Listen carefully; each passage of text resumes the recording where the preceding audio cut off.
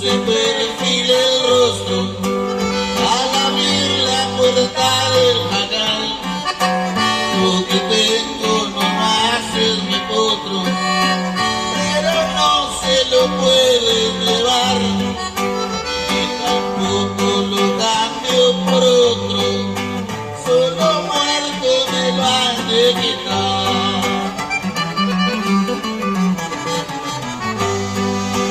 Hay millones lo sacan al patio, con la luna se mira a brillar, el delante del noble caballo de la turba se viene a llevar, se devuelve y se para de mano, viendo a su amo que van a colgar.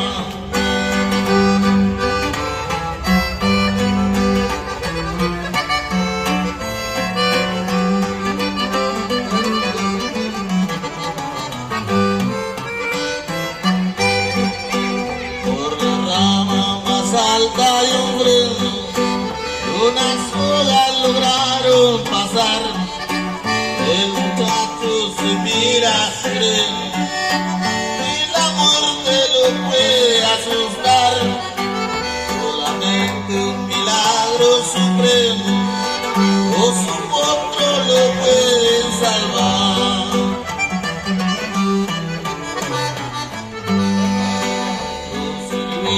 Se escucha de pronto el relincho del fiero animal, convertido en el fiero demonio, se echa encima y empieza a patear, el muchacho saltando a su lomo, en sus armas los pudo burlar.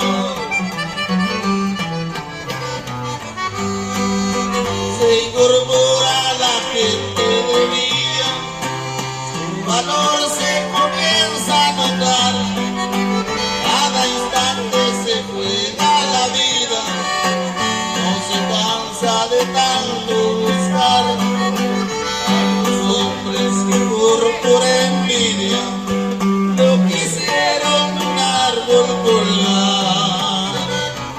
Así, hombre.